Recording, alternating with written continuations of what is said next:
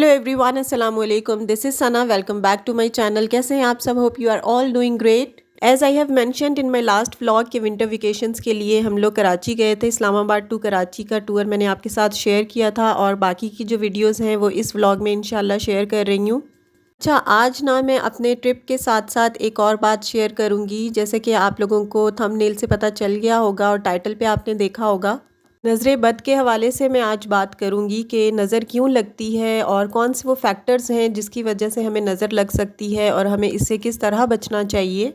अच्छा, यहाँ पर ना लिफ्ट बंद थी तो हमें सामान उठाकर और सीढ़ियों से जाना पड़ा था और सामान भी ज़ाहिर है इतने दिन के लिए जा रहे थे तो काफ़ी ज़्यादा था और यहाँ पर गाड़ी के अंदर सामान सारा रख दिया था। सर्दियों में तो 2-3 दिन के लिए ही कहीं जाएं तो 2-2 3-3 सूट करके ही काफ़ी ज़्यादा हो जाते हैं और मैं तो फिर भी एक हफ़्ता या ऑलमोस्ट 10 दिन के लिए अपनी अम्मी के घर कराची गई थी तो मेरे काफ़ी कपड़े हो गए थे। बैग्स हमारे अलग अलग होते हैं तो 4 बैग्स होते हैं, इसके अलावा ब्लैंकेट्स वगैरह भी थे। अच्छा, यहाँ पर अल्लाह ताला के करम से अल्हम्दुलिल्लाह माशाल्लाह हमारा ट्रैवल स्टार्ट हुआ था और स्टार्ट हमारा हमेशा अल्लाह ताला के नाम से ही होता है। मैं तस्बीहां और जो भी वजीफ़े वगैरह होते हैं वो करके ही ट्रैवल स्टार्ट करती हूँ। सफ़र की दुआ, चारों कुल, आयतल कुर्सी, दुरूद शरीफ, ये सारी चीज़ें पढ़ के मैं अपने हस्बैंड के ऊपर और बच्चों के ऊपर दम कर देती हूँ। और बच्चियों से भी मैं कहती हूँ कि आप लोग भी तस्बीह पकड़ लो। इनको मैं काउंटर्स पकड़ा देती हूँ या तस्बीह जो भी पास हो वो मैं इनको दे देती हूँ और ये 100 टाइम्स या उससे ज़्यादा दुरूद शरीफ वगैरह रास्ते में पढ़ती रहती हैं माशाल्लाह। ज़ाहिर है अल्लाह ताला के नाम से स्टार्ट करना चाहिए और स्टार्ट हम सब मुसलमान करते भी हैं। किसी भी किस्म की नागहानी मुसीबत से अल्लाह ताला महफूज रखे, इसलिए हम लोग अल्लाह ताला का नाम लेकर इस्लामाबाद से बाहर निकल चुके थे। ये टोल प्लाज़ा है इस्लामाबाद का। अच्छा, आज चूँकि मैं आप लोगों से बात कर रही हूँ नज़र बद के हवाले से, तो बिल्कुल नज़र बद जो है वो बरहक है। और जब हम अपनी चीज़ें लोगों के साथ बहुत ज़्यादा शेयर कर रहे होते हैं, सोशल मीडिया को हम बहुत ज़्यादा यूज़ कर रहे होते हैं या फिर हम अपनी अचीवमेंट्स या फिर अपनी सक्सेस लोगों के साथ शेयर करते हैं जब, तो ज़ाहिर है कि नोबडी केयर्स, किसी को इतनी खुशी नहीं होती जितनी कि बिल्कुल अपने खून के रिश्तों को होती है। पहली बात तो ये है कि जो अपनी अचीवमेंट्स हैं वो अपनी हद तक कन्फाइंड रखें, उसे बहुत ज़्यादा सोशलाइज ना करें। इसके अलावा दूसरी बात ये है कि खुशियों के साथ साथ, अचीवमेंट्स के साथ साथ अपने गोल्स भी किसी के साथ शेयर ना करें। और उसके अलावा जो भी आपको गम होता है या कोई बीमारी होती है या वॉटेवर इस तरह की कोई चीज़ गलत आपके साथ हो रही होती है, तो उसको भी कोशिश करके इतना ज़्यादा पब्लिक ना किया करें, क्योंकि ज़ाहिर है जब बीमारी ज़्यादा हो वो तो फिर पब्लिक हो ही जाती है, अल्टीमेट वो लोगों को पता चल ही जाती है। लेकिन जो छोटी मोटी कोई प्रॉब्लम होती है वो लोगों के साथ इतनी ज़्यादा शेयर नहीं करनी चाहिए, क्योंकि जो 100% के अंदर से 70% होते हैं उनको कोई सरोकार नहीं होता और जो 30% होते हैं वो खुश हो रहे होते हैं। तो इसलिए अपनी अचीवमेंट्स, अपने गोल्स, अपने जो आइडियाज़ हैं वो सिर्फ़ अपनी हद तक महदूद रखें ताकि आप ख़ुद भी खुश रह सकें, आपकी सेहत भी सही रहे और आप नज़र बद से महफूज भी रह सकें। अच्छा, यहाँ पर ना ये हम लोगों ने स्टे किया था और ये मेरा ख़्याल सिंध के आसपास कोई था सर्विस एरिया, तो वहाँ की है ये वीडियो। और यहाँ पर जो मैं खाना घर से लेकर गई थी वही हमने गर्म करवाया था, क्योंकि बाहर के खाने ज़ाहिर है इतने महंगे होते हैं कि वो कई दफ़ा तो अफोर्डेबल भी नहीं लग रहे होते। तो मैं घर से ही कुछ ना कुछ बना के रख लेती हूँ। और ये जो चिकन आपको नज़र आ रहा है, ये उस दिन मैंने घर पे आपको प्रिपरेशन भी इसकी दिखाई थी लास्ट व्लॉग में। इस चिकन कढ़ाई को जब इन्होंने हीट करके अपने बोल में सर्व किया था तो ऐसा लग रहा था कि इन्हीं के रेस्टोरेंट से हमने बाय किया है, जबकि ऐसा नहीं है, ये घर पे मैंने बनाया था। और मैंने शेयर भी की थी इसकी रेसिपी लास्ट व्लॉग में, उसका लिंक मैं डिस्क्रिप्शन बॉक्स में डाल दूँगी, आप चाहें तो लास्ट व्लॉग को जाके विज़िट कर सकते हैं।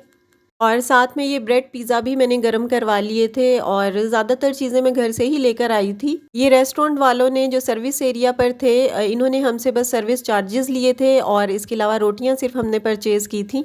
और ये है होटल जहाँ पर हमने स्टे किया था, ये उच्च शरीफ ज़ाहिर पीर के पास एक एरिया था, वहाँ पर हमने इंटीरियर सिंध के आसपास है कहीं, यहाँ पर हमने 1 नाइट का स्टे किया था ताकि यहाँ नींद पूरी करके फ्रेशन अप होके फिर हम नेक्स्ट डे के लिए रेडी हो सकें और अपना ट्रैवल स्टार्ट करें।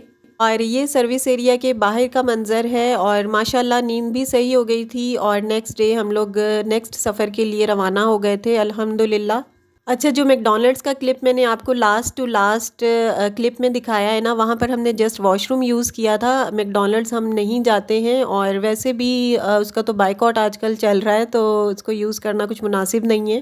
पहले तो बच्चों की वजह से चले जाते थे, लेकिन आजकल बिल्कुल भी नहीं जा रहे मैकडॉनल्ड्स। अच्छा जी, नज़र बद की बात हो रही थी, तो उससे बचने के लिए एक बहुत ज़बरदस्त सा वजीफ़ा ये है कि चारों कुल पढ़कर आप अपने ऊपर दम कर लें, सर से लेके पाँव तक पूरे आप अपनी बॉडी पे हाथ फेर लें और दम कर लें अपने ऊपर। तो this is the best way to get rid of evil eyes. इसी तरह बच्चों को भी नज़र से महफूज रखने के लिए आप उनके ऊपर चारों कुल पढ़कर दम कर दिया करें और अस्तगफिरुल्लाह भी पढ़ा करें। अच्छा, यहाँ पर दोपहर के टाइम ना भूख लग गई थी और सुबह सुबह हम निकले थे उच्च शरीफ से, और यहाँ पर हमने जो मैं पिज़्ज़ा ब्रेड लेकर आई थी उसको यहाँ पर हमने रीहीट करवाया था ओवन के अंदर, और इन्हीं के यहाँ सर्विस एरिया पे थोड़ी सी जगह थी तो यहाँ बैठ के हमने खा लिया था। अच्छा, एक तो ये था कि चारों कुल पढ़ा करें, और दूसरी बात ये थी कि जब भी कोई अच्छी चीज़ देखें तो उसे माशाल्लाह ज़रूर कहें, चाहे वो किसी से भी रिलेट कर रही हो, आपके रिलेटिव हों, आपके फ्रेंड्स हों, आपकी फैमिली में कोई हो, तो उनको देखकर ज़रूर आप माशाल्लाह कहा करें ताकि वो नज़र बद से महफूज रखे रह सकें। और नज़र किसी की भी किसी भी वक्त लग सकती है, तो माशाल्लाह कहने में क्या हर्ज है। आपने देखा होगा कि मैं अपने व्लॉग्स में काफ़ी माशाल्लाह का वर्ड यूज़ करती हूँ, क्योंकि मुझे भी कभी कभार ये वहम होता है कि कहीं नज़र ना लग जाए, और क्योंकि मैं काफ़ी टाइम के लिए बीमार भी रही थी, आपके साथ मैंने शेयर भी किया था, तो मुझे यही है कि पता नहीं मैं व्लॉग्स बनाती हूँ और अपनी चीज़ों को शेयर करती हूँ, शायद इसलिए नज़र लगी है और मैं इतना बीमार हो गई थी, और उसके बाद भी एक दो प्रॉब्लम्स घर में हुई थी जिन को शेयर करना सोशल मीडिया पे मुझे सही नहीं लगा, तो उनको मैंने शेयर नहीं किया। और ये जो ट्रैवल व्लॉग है ये भी शेयर करना मेरी मजबूरी बन चुका है, क्योंकि मैं एक व्लॉगर हूँ और इंशाल्लाह आहिस्ता आहिस्ता जो है वो मेरे व्यूज़ भी बढ़ रहे हैं, मेरे सब्सक्राइबर्स भी गेन हो रहे हैं, तो इसलिए मुझे तो ये चीज़ें शेयर करनी पड़ती हैं, और वो भी मैं कोई इतनी ज़्यादा पब्लिक नहीं करती। कुछ चीज़ें हैं जिनको मैं शेयर करती हूँ, बहुत सारी चीज़ें ऐसी हैं, बहुत सारी चीज़ें ऐसी हैं कि जिनको मैं चाहती हूँ तो ही शेयर करती हूँ, हर चीज़ को मैं शेयर नहीं करती। मेरे किचन की ऑर्गेनाइजेशन के हवाले से व्लॉग्स होते हैं, कुकिंग के हवाले से व्लॉग्स होते हैं, इसके अलावा क्लीनिंग के हवाले से, वॉशरूम की क्लीनिंग, घर की क्लीनिंग और ऑर्गेनाइजेशन के हवाले से सारे व्लॉग्स होते हैं। अब ज़ाहिर है मैं एक व्लॉगर हूँ तो मुझे तो ये चीज़ें शेयर करनी पड़ेंगी ना। अब मैं अगर कहूँ कि मैं किचन नहीं दिखाऊंगी, मैं ये नहीं दिखाऊंगी कि मैंने क्या बनाया है, तो मैं व्लॉग किस चीज़ का बनाऊंगी। तो इसलिए मुझे कुछ चीज़ें शेयर करनी पड़ती हैं, लेकिन वो चीज़ें जो मुझे थोड़ी प्राइवेट लगती हैं वो मैं बिल्कुल शेयर नहीं करती। और मैं तो शायद अपना ये ट्रैवल व्लॉग भी शेयर ना करती, क्योंकि इसमें भी हर चीज़ नज़र आ रही है। वो मुझे इसलिए शेयर करना पड़ा क्योंकि सोशल मीडिया मतलब कि यूट्यूब के प्लेटफॉर्म पे एक मेमोरी मेरी रह जाएगी हमेशा के लिए। इस व्लॉग से मेरा व्यूज़ गेन करने का कोई ख़ास पर्पज़ नहीं है, जस्ट पर्पज़ यही है कि मेरी जो एक मेमोरी है वो मेरे पास रहेगी। बस मेरे प्यारे प्यारे व्यूअर्स के साथ यही रिक्वेस्ट है मेरी कि आपको जब भी कोई चीज़ अच्छी लगा करे, किसी की भी, अपनी फैमिली में, अपने फ्रेंड्स में, या मेरे किसी व्लॉग में कोई भी चीज़ आपको अच्छी लगी हो तो उसे ज़रूर माशाल्लाह कहा करें। और इस चीज़ का इस्लाम के अंदर भी बहुत ज़्यादा ज़िक्र आया है कि जब आपको किसी की चीज़ अच्छी लग रही होती है तो उसे माशाल्लाह कहा करें, और हसद से बचना चाहिए। अगर किसी को कोई अचीवमेंट मिली है तो उस पे बजाय इसके कि जेलस हो बंदा, उस पे अगर खुश हो तो अल्लाह ताला उसको भी उसी चीज़ से नवाज देता है। जब हम किसी के लिए अच्छी दुआ करते हैं या उसे अच्छे अल्फाज में याद करते हैं तो अल्टीमेट वो दुआ उसके हक में भी कबूल होती है। तो इसलिए प्लीज़ दूसरों की खुशी में खुश होना सीखें, और किसी को अगर कुछ मिला है, कुछ अचीव किया है उसने, उसे सक्सेस मिल रही है तो उस पे खुश होना सीखें, ताकि अल्लाह ताला आपको भी उसी चीज़ से नवाजे। अच्छा, ये जो पार्ट है ना, ये इंटीरियर सिंध, सखर और दादू, बदीन और इस तरह के एरियाज़ हैं ये। और यहाँ पर आकर देखें कितनी ज़्यादा गर्मी हो गई है, बच्चों ने हाफ़ स्लीव्स पहन ली हैं और जैकेट्स वगैरह उतार दी थी गाड़ी में ही।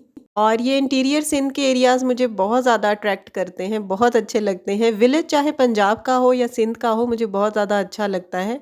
और सिंध के जो एरियाज़ हैं यहाँ पर खजूर के दरख्त बहुत ज़्यादा होते हैं, पाम ट्रीज़ बहुत प्यारे लगते हैं ये देखें, और हैं भी काफ़ी लंबे।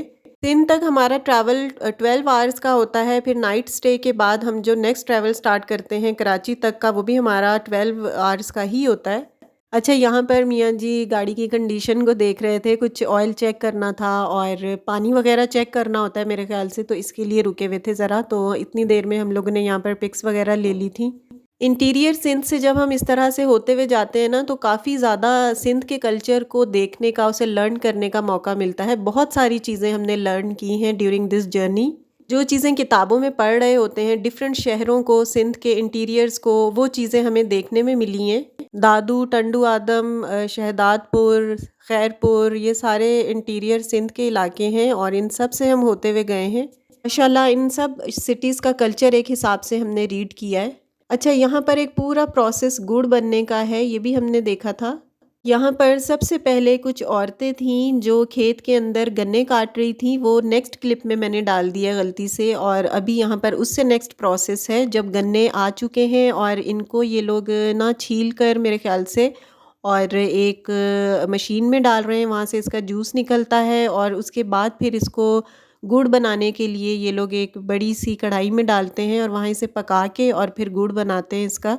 और इस तरह से ये रॉ मटेरियल वगैरह भी देखा था। और ये देखें यहाँ पर ये गन्ने को इस मशीन के अंदर डाल रहे हैं, फिर इसका जूस निकलेगा और इस तरह नेक्स्ट प्रोसेस होता जाएगा और ये देसी गुड़ बन के रेडी हो जाएगा।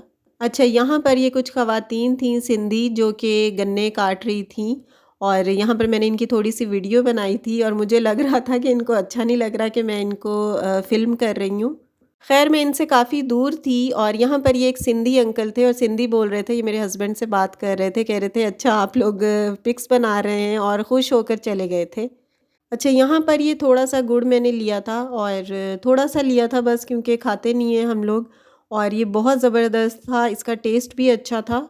बस ये थोड़ा-सा मैंने अम्मी के लिए लिया था क्योंकि अम्मी भी चाय में गुड़ नहीं डालती, चीनी को ही अम्मी प्रेफ़र कर रही होती हैं।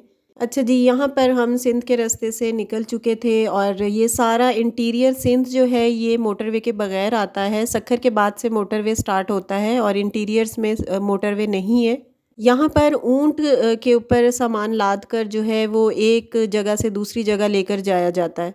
जबकि पंजाब का कल्चर थोड़ा डिफरेंट है, वहाँ पर मेरे ख़्याल बैल होता है या फिर गधे खच्चर वग़ैरह होते हैं जिनके ऊपर सामान लाद कर एक जगह से दूसरी जगह लेकर जाया जाता है और उनके पीछे रेहड़ी लगी हुई होती है। और इसके अलावा ट्रक वग़ैरह के ऊपर भी जो सामान ये लोग लाद कर लेकर जाते हैं ना, उसका मेथड भी काफ़ी डिफरेंट है एज़ कम्पेयर टू पंजाब। और ये जो बोर्ड नज़र आ रहा है, जाम शोरो, हैदराबाद, सक्खर, दादू और लाड़काना, ये इन जगहों पे अभी हम जाने वाले थे। और ये इंटीरियर सिंध की झोंपड़ियाँ देखें इन्होंने किस तरह से बनाई हुई हैं, बहुत डिफरेंट है ये पंजाब के कल्चर से। वहाँ की झोंपड़ियाँ और तरह की होती हैं, यहाँ की बिल्कुल डिफरेंट है। और यहाँ तक पहुँचते पहुँचते हमें मगरिब होने वाली थी और ये देखें थोड़ा थोड़ा सा यहाँ पर अंधेरा स्टार्ट हो गया था। और यहाँ पर हमने थोड़ा सा स्टे किया था वॉशरूम जाने के लिए एक जगह पर, और उसके साथ ही सिंध का एक बड़ा अच्छा सा गाँव था और उन लोगों के साथ मैंने बातें भी की थी। ये सक्खर, खैरपुर, लाड़काना, बदीन और ठट्ठा के इर्द-गिर्द का कोई एक छोटा-सा गाँव था और यहाँ पर ये लोग इस तरह से खाना बना रहे थे, तो मैं यहाँ चली गई। ये देखें बकरियाँ इन्होंने इस तरह से बांधी हुई हैं। ये 2 मटके आपको नज़र आ रहे हैं, इसमें इन्होंने पानी रखा हुआ था स्टॉक करके। इस तरह के सिंधी कल्चर को रीड करने का, इसको लर्न करने का मुझे बहुत मज़ा आ रहा था, तो मैंने इन लोगों से बात भी की थी, इनकी इजाज़त ली मैंने पहले और फिर मैंने वीडियो शूट की थी। और बच्चे भी इस तरह किसी भी कल्चर को सीखने में बहुत ज़्यादा इंटरेस्ट ले रहे होते हैं। अच्छा, यहाँ से मैंने इन भाई से पूछा कि क्या हो रहा है, तो कह रहे थे हम रात के खाने की तैयारी कर रहे हैं। इन्होंने फ़िश भी बना के रखी हुई थी और साथ-साथ इनकी मिसेस जो हैं वो रोटियाँ बना रही थीं। तो मैंने इनसे पहले पूछा कि मैं फ़िल्म बना लूँ, तो वो कहती हैं कि हाँ बना लें। मैंने कहा चलें आप रोटियाँ बनाती रहें तो मैं बना लेती हूँ वीडियो। और यहाँ पर मैंने वीडियो बनाना स्टार्ट कर दी थी और ये हमें ऑफ़र कर रहे थे कि आप लोग खाना खाएँ, बहुत मेहमान नवाज़ थे ये। तो मैंने कहा नहीं आप लोग खाना खाएँ, मैं बस वीडियो आपने मुझे बनाने दी है, ये बहुत सफ़िशिएंट है मेरे लिए, मेहरबानी आपकी। और ये देखें ये फ़िश है इनकी जो इन्होंने फ्राई करके या आई डोंट नो किस तरीके से यहाँ पर इन्होंने बना के रखी हुई थी और बहुत ज़बरदस्त सा इनका यहाँ पर मील चल रहा था। और यहाँ पर एक और घर नज़र आ रहा था, वो भी बहुत ही प्यारा सा था। ये देखें छोटा सा घर है और यहाँ से एक आंटी आई थी, उनके साथ मैंने बातचीत की थी लेकिन वो शूट नहीं किया। वो सिंधी में ही बात कर रही थी क्योंकि उनको उर्दू बिल्कुल भी नहीं आ रही थी, ना मेरी समझ आ रही थी। बस मैंने भी टूटी-फूटी सिंधी थोड़ी बहुत मुझे जो आती है वो मैंने यूज़ की थी, क्योंकि मैंने बचपन में पढ़ी हुई है सिंधी, 9th क्लास तक सिंध में होती है, कराची में सिंधी पढ़ी जाती है 9th क्लास तक। तो बस वहीं से थोड़ी बहुत जो मुझे आती थी वो मैंने यूज़ की थी, क्योंकि ज़ाहिर है 9th क्लास तक मैंने पढ़ी थी सिंधी, तो कुछ-कुछ चीज़ें हैं जो मुझे अभी तक याद हैं। और एक तो पूरी पोएम मुझे अभी तक याद है सिंधी की, जो मैंने 5th क्लास में याद की थी। अच्छा जी, यहाँ पर हम माशाल्लाह अल्लाह ताला के करम से, अल्लाह ताला के फ़ज़ल से कराची के टूल प्लाज़ा पे एंटर हो चुके हैं और ये कराची की रोशनियाँ नज़र आना शुरू हो गई हैं। माशाल्लाह, अल्लाह ताला कराची को आबाद रखे, हर शहर को अल्लाह ताला इसी तरह आबाद रखे। सब शहर ही बहुत प्यारे हैं। और ये कराची की एंट्रेंस पे इसका बोर्ड लगा हुआ है, Karachi economic hub of Pakistan. बेशक कराची इकनॉमिक हब है पाकिस्तान का, और जितनी भी इकॉनमी है वो सब कराची से ही रिलेट कर रही होती है। अच्छा जी, ये हैं कराची के रोड्स। और बेशक कराची कहीं-कहीं से गंदा भी कहलाता है। वो तो हर शहर ही कहीं न कहीं से गंदा होता है, कहीं से साफ़ होता है। तो मुझे तो जितना भी मैंने कराची के अंदर ट्रैवल किया 1 हफ़्ते में, तो मुझे तो कराची अल्हम्दुलिल्लाह माशाल्लाह कहीं से गंदा नहीं लगा। और अगर गंदे हैं तो बाकी सिटीज़ भी कहीं न कहीं हैं, और साफ़ हैं तो सारे ही सिटी एक जैसे हैं। बस अल्लाह ताला सब सिटीज़ को आबाद रखे, पाकिस्तान को खुशहाल रखे। अच्छा जी, यहाँ हम कराची अल्हम्दुलिल्लाह माशाल्लाह पहुँच चुके थे, और यहाँ हम एंटर हो रहे हैं आर्मी के मेस में। और यहाँ पर बुकिंग थी हमारी 2 से 3 नाइट्स के लिए।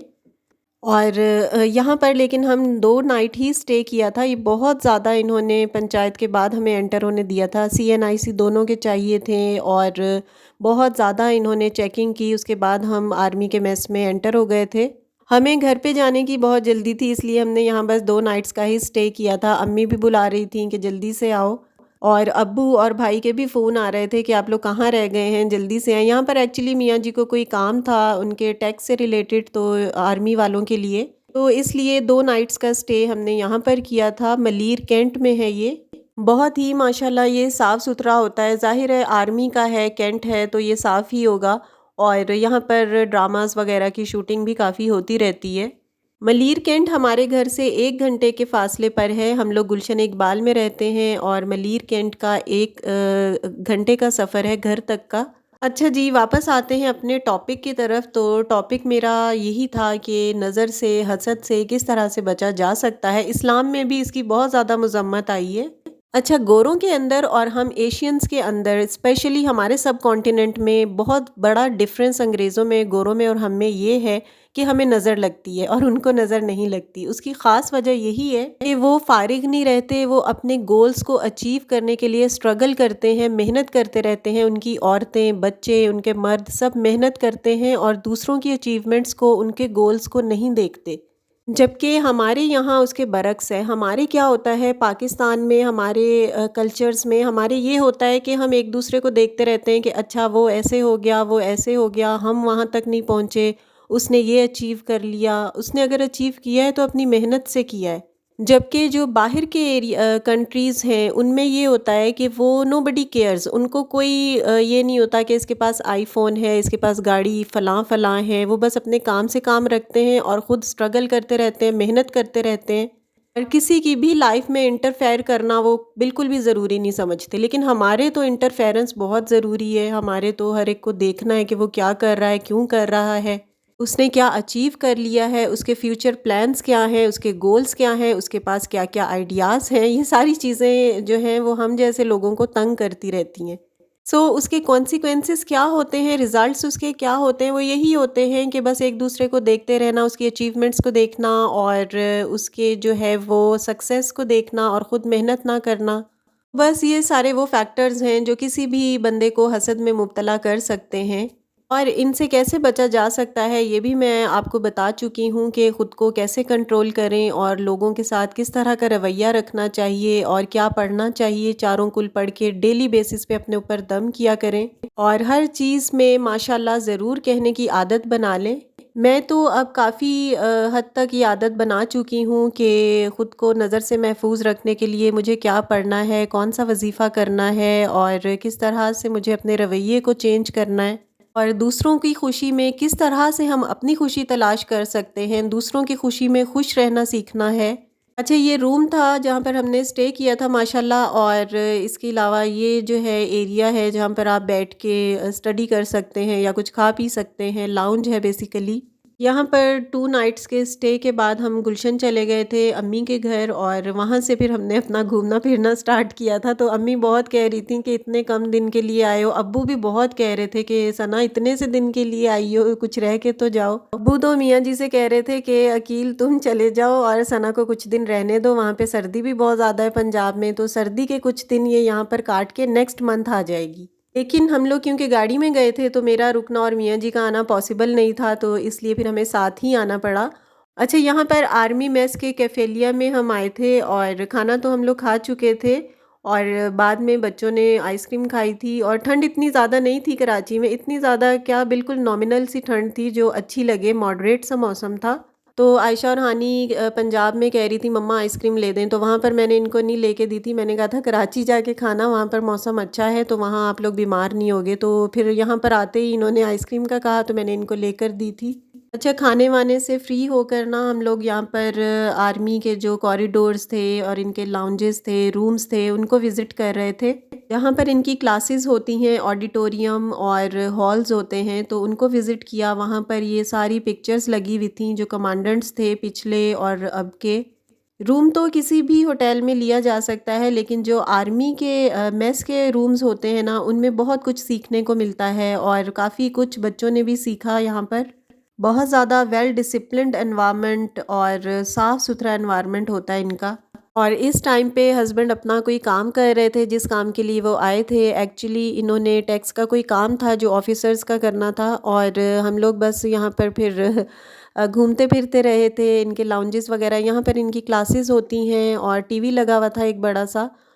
आज का व्लॉग इतना लंबा है और इतना ज़्यादा वॉइस ओवर इसमें करना पड़ रहा है, मुझे 1 घंटे से ज़्यादा लग गया है वॉइस ओवर करने में।